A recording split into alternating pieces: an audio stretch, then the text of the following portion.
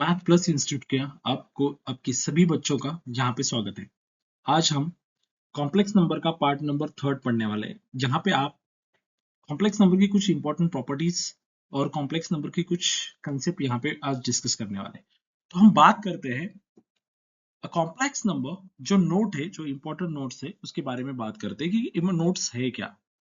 तो complex number उस real part is zero. अगर किसी कॉम्प्लेक्स नंबर का रियल पार्ट जीरो है, सपोज मैंने यहाँ पे लिखा एक कॉम्प्लेक्स नंबर लिखा, suppose we can write down here, this is the z is a complex number in the form of a plus b iota. So this is called a pure imaginary real part. अगर zero है, real part मतलब कौन, real part अगर zero, conditions क्या बताती है, r of z मतलब real part of zero, that is real part अगर a की वैल्यू जीरो है, a की वैल्यू जीरो, अगर रियल पार्ट जीरो है मतलब a जो है ना, ये a अगर इक्वल टू जीरो है तो इसे प्योरली इमेजिनरी नंबर बोलते हैं। यस, कौन सा प्योरली इमेजिनेबल, मतलब रियल पार्ट कौन सा होता है, ये जो ए है, A is known as a real part and B is known as, जो आयोटा के साथ होता है वो इमेजिनरी पार्ट होता है, और जो आयोटा के साथ नहीं होता उसे बोलते हैं हम रियल पार्ट। तो जहां पे किसी कॉम्प्लेक्स नंबर का रियल पार्ट जीरो होगा उसे इमेजिनरी नंबर्स बोलते हैं।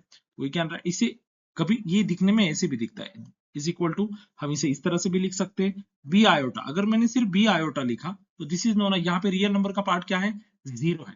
तो यहाँ पे कभी कभी इसे ऐसे भी लिख सकते हैं, z इज इक्वल टू, या तो हम इसे इस तरह भी लिख सकते हैं, z is equal to zero plus B iota, zero plus B iota लिख दो, या हम फॉर एग्जाम्पल्स में लिख सकते हैं जीरो प्लस 3 आयोटा सपोज, या हम इसे लिख सकते हैं दूसरा 4 आयोटा, कुछ भी लिख लो, आप कुछ भी लिखा तो चलेगा, लेकिन रियल पार्ट्स यहाँ पे नहीं प्रेजेंट है, या तो जीरो होगा, दिस इज नोन एज, तो इसे बोला जाता है इमेजिनरी नंबर्स।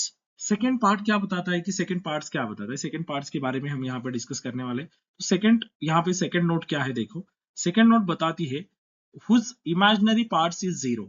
अगर किसी नंबर का इमेजिनरी, किसी कॉम्प्लेक्स नंबर का इमेजिनरी पार्ट जीरो है, सपोज किसी कॉम्प्लेक्स नंबर का इमेजिनरी पार्ट्स अगर जीरो है, अगर इमेजिनरी पार्ट जीरो है तो हम किस तरह से करते हैं, तो इमेजिनरी पार्ट्स मतलब क्या है, सपोज मैंने यहाँ पे लिखा कि z एक कॉम्प्लेक्स नंबर है, इसका नाम है सपोज कुछ भी, मैंने लिखा कि इमेजिनरी पार्ट जीरो है, मतलब b जो आयोटा का पार्ट होता है वो जीरो होना चाहिए, तो दैट इज इक्वल टू, मैंने लिखा 3 प्लस जीरो आयोटा। अगर इस तरह से लिखा तो यहाँ पे क्या है, ये जो इमेजिनरी पार्ट्स है, ये इमेजिनरी पार्ट्स जीरो है, इसका मतलब इसे क्या बोला जाता है, रियल नंबर्स बोलते हैं, इसे क्या बोलेंगे फिर, इमेजिनरी पार्ट्स अगर जीरो है तो ये क्या होगा, ये रियल नंबर होगा, ये क्या होगा, ये रियल नंबर होता है जिस टाइम इमेजिनरी पार्ट जीरो होता है।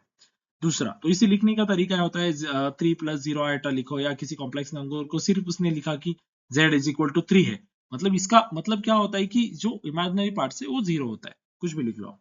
तो फिर आप बात करते हैं प्रॉपर्टी नंबर 3 की, या नोट नंबर 3 की, a complex number whose both real and imaginary parts are zero. अगर इसके रियल और इमेजिनरी पार्ट्स दोनों भी जीरो है, अगर रियल इमेजिनरी और इमेजिनरी पार्ट्स और दूसरा रियल पार्ट दोनों ही जीरो है, अगर z इज इक्वल टू, मैंने लिखा जीरो प्लस जीरो आयोटा, इसका मतलब क्या है, real parts is zero, real parts, real parts of complex number is zero and imaginary parts of complex number is zero, therefore this number is known as a zero complex number। तो इसे क्या बोला जाता है, zero complex number बोलते हैं, zero complex number. Then 4 number की property बताती है the set R of a real numbers is a subset of the set C of a complex number. मतलब इसका मतलब होता है कि हमने रियल नंबर्स देखे, रियल नंबर्स में कौन कौन प्रेजेंट होता है, रियल नंबर्स में नेचुरल नंबर होता है, होल नंबर्स होते हैं, इंटीजर होते हैं, रैशनल नंबर्स प्रेजेंट होते हैं, इरेशनल नंबर प्रेजेंट होते हैं। ये किसका सेट है, ये पूरा मिलके रियल नंबर का सेट है। हमें पता है कि हाँ, ये रैशनल इरेशनल नंबर से natural number, whole number, integer, rational number, irrational number, ये सब रियल नंबर का सेट है।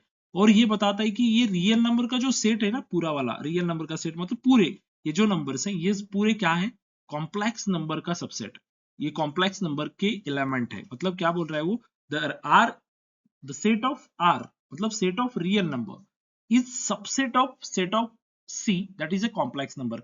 सी is known as a complex number, C को रिप्रेजेंट करने के लिए हम कॉम्प्लेक्स नंबर का सेट यूज कर सकते हैं।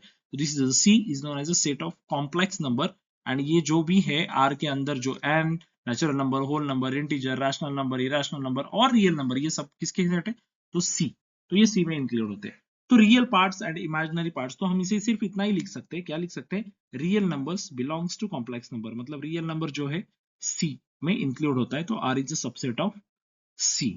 उसने बोला है the real part and the imaginary parts cannot be combined to form a single term, मतलब combine मतलब उसको हम ऐड नहीं कर सकते। अगर मैंने कुछ कॉम्प्लेक्स नंबर दिया तुम्हें कि सपोज मैंने 3 + 4 आयोटा ऐसे बोला, एक कॉम्प्लेक्स नंबर दिया, तो इस कॉम्प्लेक्स नंबर को 3 और 4 को दोनों को ऐड करके 7 आयोटा या 7 हम नहीं लिख सकते, क्योंकि इमेजिनरी पार्ट्स और रियल पार्ट्स कभी ऐड नहीं होता। तो हम ये अगले वाले पार्ट्स में पढ़ने वाले हैं कि अलजेब्रा ऑफ कॉम्प्लेक्स नंबर क्या होता है। ठीक है, तो चलो नेक्स्ट स्लाइड्स के ऊपर चलते हैं, नेक्स्ट स्लाइड्स क्या बताती हैं। तो चलो बच्चों, नेक्स्ट स्लाइड्स क्या बताती है, तो अलजेब्रा ऑफ कॉम्प्लेक्स नंबर, मैंने अभी आपसे बात की कि अलजेब्रा ऑफ कॉम्प्लेक्स नंबर क्या है, पहले उसकी प्रॉपर्टी देखेंगे और बाद में addition, subtraction, multiplication and division के बारे में डिस्कस करेंगे। तो पहले equity of two complex number क्या होता है। Equity of two complex number मतलब सपोज मैंने दो कॉम्प्लेक्स नंबर दिए, सपोज दो कॉम्प्लेक्स नंबर दिए, क्या कि एक z इज इक्वल टू एक कॉम्प्लेक्स नंबर दिया, suppose z1 is equal to, या फर्स्ट कॉम्प्लेक्स नंबर दिया मैंने a plus iota B suppose, और दूसरा वाला मैंने कॉम्प्लेक्स नंबर दिया z2, और मैंने बोला कि ये c प्लस आयोटा डी है, c प्लस आयोटा डी है, और ये दोनों कॉम्प्लेक्स नंबर इक्वेट है। इक्वालिटी म्हणजे दोनों भी इक्वल है। सपोज ये दोनों कॉम्प्लेक्स नंबर इक्वल है, इसने बोला कि z1 is equal to 0, z1 is equal to 0 है, z2 है। Two complex number z1 is equal to a plus iota b and z2 is equal to c plus iota d are said to be equal, ये दोनों क्या है, are said to be equal if their corresponding real and imaginary parts are zero। अगर ये दोनों complex number equal है, मैंने बोला कि z1 is equal to z2 है सपोज, तो इसका मतलब होता है कि जो इमेजिनरी पार्ट्स होते हैं, imaginary part of z1, imaginary part of z1 that is equal to imaginary parts of z2, imaginary parts of z2 मतलब कॉम्प्लेक्स नंबर्स के z1 first complex number and second complex number one के imaginary parts भी zero होते हैं, and और क्या होता है, और एंड होता है real parts of z1 is equal to real parts of z2, real parts of z2 complex number, ये दोनों अगर इक्वल है, तो इसका मतलब अगर दो कॉम्प्लेक्स नंबर इक्वल है तो उसके इमेजिनरी पार्ट्स भी इक्वल होते हैं और उन दोनों के कॉम्प्लेक्स पार्ट्स भी होता है। इसका मतलब है कि मैं a is equal to C लिख सकता हूँ, और मैं iota b is equal to iota d लिख सकता हूँ। आयोटा क्या लिख सकता हूँ, d लिख सकता हूँ, तो आयोटा आयोटा गेट कैंसिल हुआ, तो सिर्फ फिर क्या मिलेगा, a is equal to C मिलता है, और मैं b is equal to d लिख सकता हूँ। ये कब कर सकते हैं हम, जब जिस टाइम दोनों कॉम्प्लेक्स नंबर क्या होने चाहिए, दोनों कॉम्प्लेक्स नंबर अगर इक्वल है तो ही हम ये कर सकते हैं, अदरवाइज नहीं। तो this is known as equality of two complex number. तो फॉर एक एग्जांपल देके देखते हैं, तो अगर मैंने एक एग्जांपल लिखा कि मैंने बोल दिया कि भाई एक कॉम्प्लेक्स नंबर है, मैंने इसे कुछ तो लिखा z इज इक्वल टू, मैंने बोला कि a प्लस आयोटा b एक कॉम्प्लेक्स नंबर है, और दूसरा मैंने बोला कि दूसरा z2 कॉम्प्लेक्स नंबर है, z2 ये z1 है, और z2 कॉम्प्लेक्स नंबर है, मैंने बोला कि 4 प्लस 9 आयोटा, सपोज 9 आयोटा एक कॉम्प्लेक्स नंबर है। तो इसके इमेजिनरी पार्ट्स और complex number parts, imaginary parts और रियल पार्ट्स इक्वल होते हैं, तो मैंने बोला तो a क्या होगा, therefore by using the property of equality of two complex number a is equal to 4 होगा, और b इज इक्वल टू, या तो b इज इक्वल टू क्या होगा, 9 होगा। तो हम इस तरह से हम इसको लिख सकते हैं, this is known as equality of complex number, जो सबसे इंपॉर्टेंट कंसेप्ट था इस प्रॉपर्टी का। तो हम बात करते हैं इसके नेक्स्ट पार्ट्स के ऊपर, नेक्स्ट वाली स्लाइड्स देखते हैं चलो। तो कॉन्जुगेट ऑफ कॉम्प्लेक्स नंबर क्या होता है, कॉन्जुगेट ऑफ कॉम्प्लेक्स नंबर क्या होता है, इसके बारे में हमने डिस्कस करेंगे। थोड़ा बहुत आपने 9th 10th स्टैंडर्ड में complex number, conjugate of numbers की बात पढ़ी होगी, जो रैशनलाइजिंग डिनोमिनेटर नाम का एक कंसेप्ट आता था 10th स्टैंडर्ड में, उसमें इसका जिक्र किया होगा कि कॉम्प्लेक्स नंबर कॉन्जुगेट का मतलब क्या होता है। तो हम बात यहाँ पे करेंगे, what is meaning bye conjugate. The conjugate the conjugate of a complex number z is equal to a plus iota b। the conjugate of complex number z मतलब एक कॉम्प्लेक्स नंबर है, सपोज मैंने बोला कि z is equal to a plus iota b एक complex number है, कुछ भी लिखो यार, iota c लिखा, z is equal to iota c क्या है, एक कॉम्प्लेक्स नंबर है। तो उसने बोला कि इसका कॉन्जुगेट निकालो, कॉन्जुगेट निकालो मतलब जो सेंटर वाला साइन होता है ना, जो प्लस का साइन, उसका माइनस करना है। तो मैंने बोला कि तो z का कॉन्जुगेट क्या होगा, z बार से रिप्रेजेंट किया जाता है, z bar that is equal to a minus iota c, a minus iota C, हम इसे इस तरह से रिप्रेजेंट।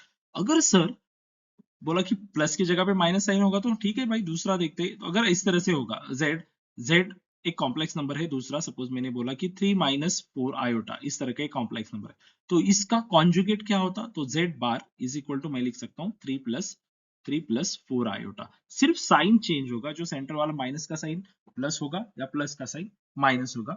यही कॉन्जुगेट ऑफ कॉम्प्लेक्स नंबर का कंसेप्ट है। यहाँ पे दो एग्जांपल्स दिए गए, देखो यहाँ पे हमने लिखा है 3 प्लस 4 आयोटा, एक एग्जांपल्स है बॉक्स में। तो इसे रिप्रेजेंट करने के लिए क्या है, z बार से हम इसे रिप्रेजेंट करते हैं।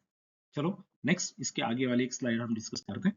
तो फिर बात properties of conjugate of complex numbers क्या बताते हैं, इसके बारे में आज हम अभी यहाँ पे डिस्कस करने वाले। Properties of conjugate complex number. पहले सबसे इंपॉर्टेंट बात, कॉम्प्लेक्स नंबर्स के कॉन्जुगेट को हम इस तरह से रिप्रेजेंट करते हैं, सभी ने हमें अभी डिस्कस किया। This is a conjugate of complex number, किसी कॉम्प्लेक्स नंबर का कॉन्जुगेट ये है।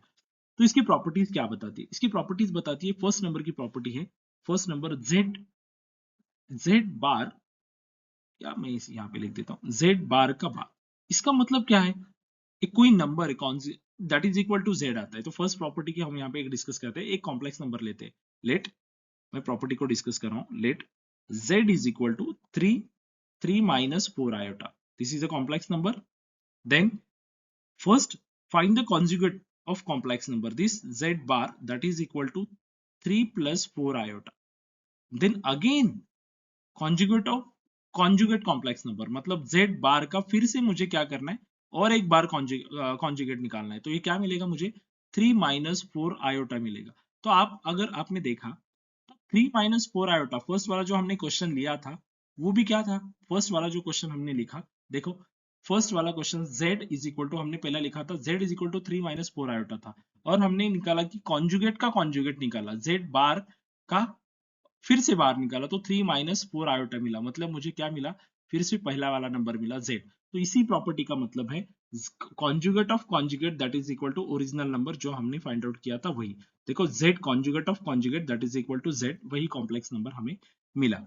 उसी तरह से दूसरी प्रॉपर्टी क्या बताती है, if z is equal to z bar, if दूसरी प्रॉपर्टी क्या बताती है, देख लो मैं यहाँ पे लिख देता हूँ, if z is equal to second number की property, if z is equal to z bar, अगर कोई कॉम्प्लेक्स नंबर्स और उसका कॉन्जुगेट अगर इक्वल है, then z is purely real.